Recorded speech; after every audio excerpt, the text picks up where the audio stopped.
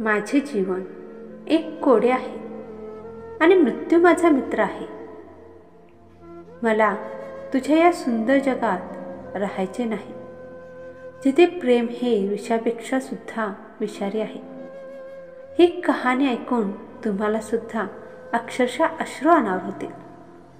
प्रत्येकाला प्रेमाने नियंत्रित करता येते, पण मृत्यूला नाही. रोहन अबोलीला बघत होता, तेव्हा त्याला पाठीमागून कुणीतरी धक्का दिला. पाठीमागे वळून बघतो आणि बोलतो, काय काम आहे? तो अनोळखी माणूस त्याच्याकडे पाणी मागतो. रोहन त्याला वरून खालीपर्यंत पाहतो आणि त्याला पाणी आणून देतो, पण तो पाणी पिण्यास नकार देतो. रोहनला राग येतो. तो बोलतो, हे काय चालले? मी तर तुझ्यासाठीच पाणी आणलं आहे. तुम्हाला माझं बोलणं ऐकून तुम्हाला जर तहान लागली असेल तर तुम्ही पाणी प्या साहेब. रोहन बोलतो, तुम्ही कोण आहात? तुमचं नाव काय आहे? माझं नाव साहेब नाही, माझं नाव रोहन आहे. तो बोलतो, माझं नाव क्रिश आहे. मी तुम्हाला वहिनीबद्दल सांगायला आलो आहे, जी तुम्हाला साहेब बोलते. रोहन बोलतो, कोण वहिनी? क्रिश बोलतो, आता तुम्ही जिला बघताय ना तीच. रोहन बोलतो, कोण? अबोली? क्रिश बोलतो, हो अबोलीच.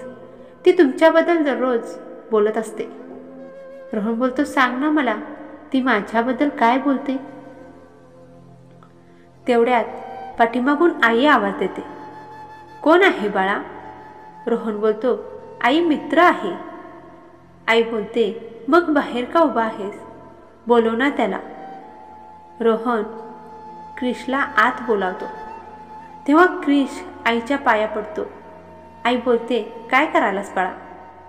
क्रिश बोलतो, आईचा आशीर्वाद खूप मोलाचा असतो, तोच आशीर्वाद मला हवा आहे. आईला त्याचं बोलणं खूप आवडतं. ती त्याला अनेक आशीर्वाद देते. घरात रोहन, आई आणि विलास काका असतात. त्या सगळ्यांचं मन काही वेळातच क्रिश जिंकून घेतो. रोहन 3 वर्ष अबोलीला काहीच बोलू शकला नव्हता. तेच बडबड्या क्रिशने काही दिवसातच अबोली आणि रोहनचे लग्न ठरवलं होतं. क्रिश अबोलीला ओळखत सुद्धा नव्हता.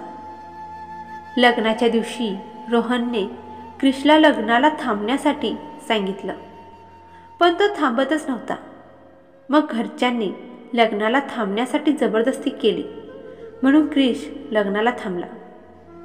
दुसऱ्या दिवशी सकाळी क्रिशच्या छातीमध्ये खूप दुखत होतं. आई रोहनला उठवते. दररोज हसत खेळत असणाऱ्या क्रिशला आज काय झालं आहे कळतच नव्हतं. त्याला बोलायला सुद्धा येत नव्हतं. खूप मुश्किलीने तो खिशातली एक चिठ्ठी काढतो आणि रोहनच्या हातात देतो, आणि तो तिथेच बेशुद्ध होतो.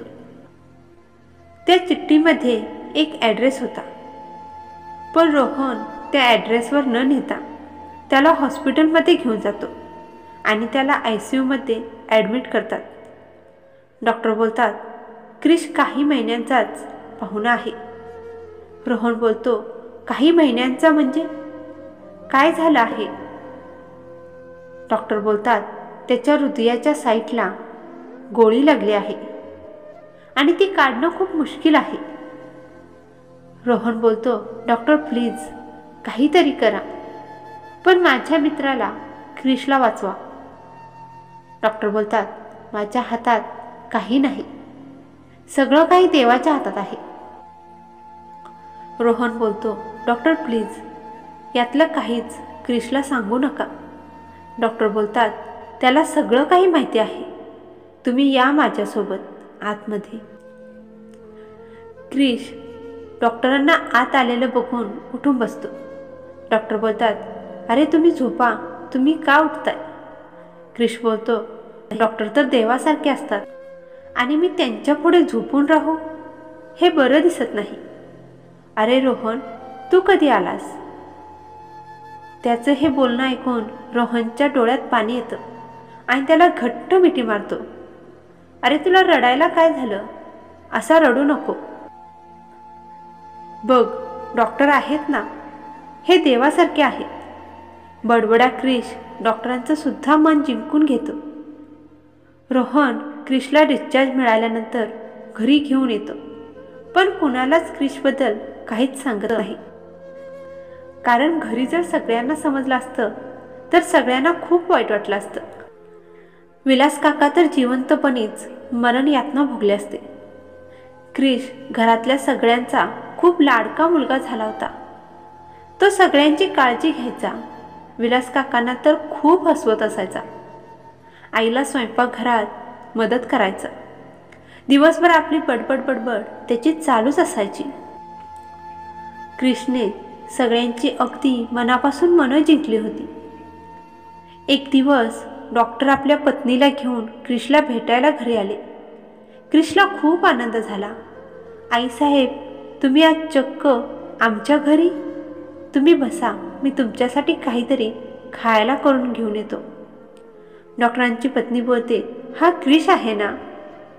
डॉक्टर बोलतात, हो, हाच क्रिश आहे. डॉक्टर आणि डॉक्टरांची पत्नी सगळ्यांना भेटतात. क्रिश थोड्याच वेळात काहीतरी स्पेशल असं खायला करून घेऊन येतो. डॉक्टर आणि डॉक्टरांची पत्नी सगळ्यांना भेटून निघून जातात. आईच्या विनंतीला मान देऊन क्रिश स्वतःबद्दल सगळं खरं सांगून टाकतो. माझे आई वडील लहानपणीच मला सोडून देवाघरी गेले. त्यानंतर माझ्या काका काकींनीच मला सांभाळलं. त्यानंतर प्रॉपर्टीमध्ये मी हक्क कुठल्याही प्रकारचा मागायला नको म्हणून त्यांनी मला घराबाहेर काढलं. एवढीच माझी कहाणी आहे.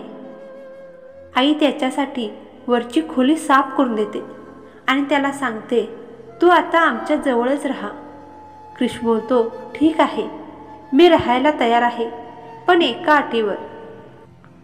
मी जेव्हा नसेल त्यावेळेस माझ्या खोलीत कुणीसुद्धा जाणार नाही. पण एक दिवस क्रिश नसताना रोहन त्याच्या खोलीमध्ये जातो. त्याच्या खोलीमध्ये टेबलवर एक कॅसेट असते. तो ती कॅसेट उचलतो आणि टेपमध्ये प्ले करतो. कॅसेट प्ले झाल्यावर एका मुलीच्या हसण्याचा आवाज असतो.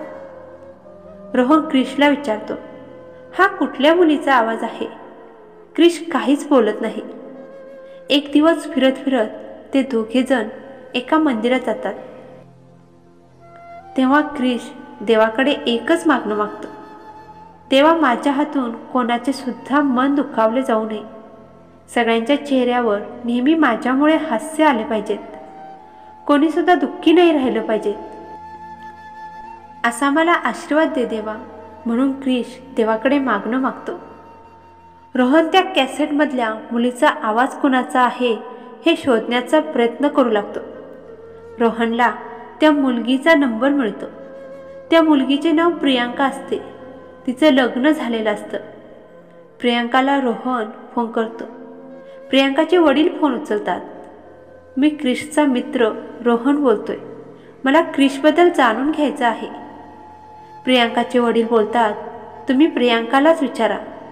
रोहन बोलतो, पण प्रियांकाचं तर लग्न झालेलं आहे ना?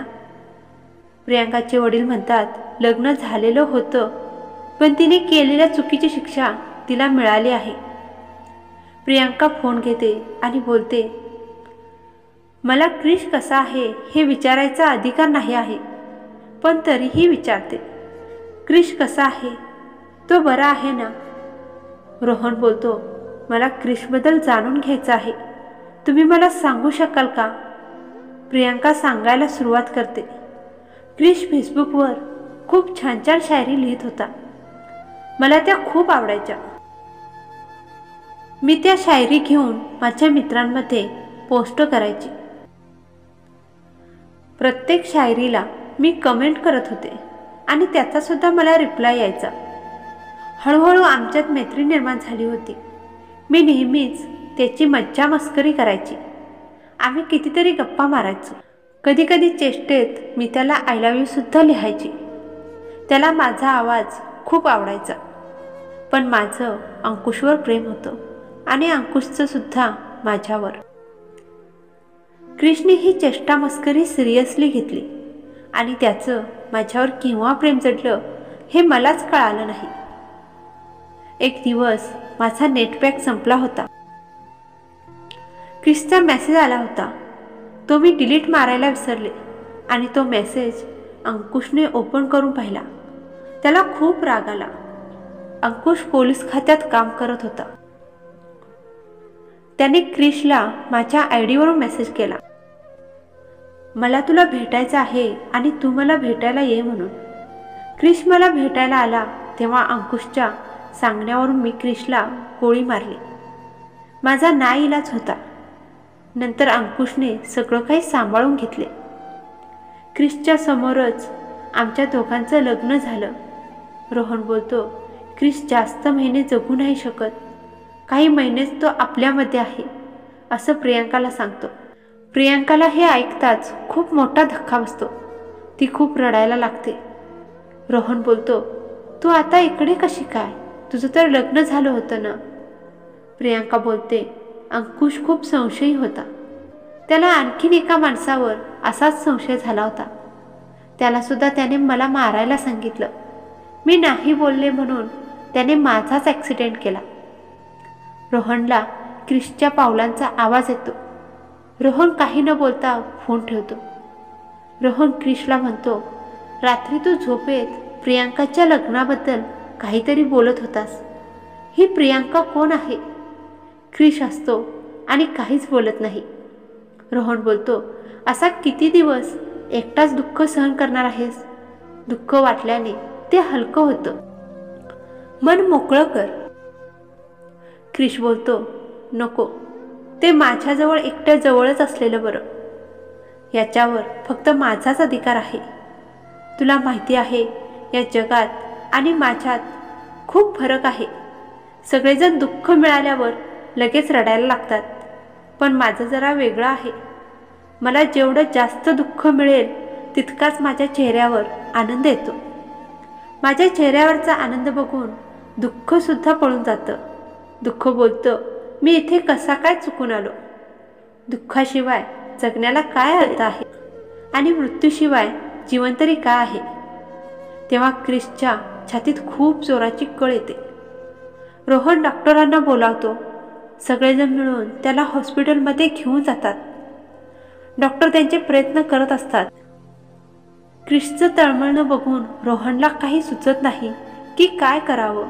क्रिशची अवस्था बघून आई, विलास काका, अबोली सगळेजण रडत असतात. रोहनला काही सुचत नाही.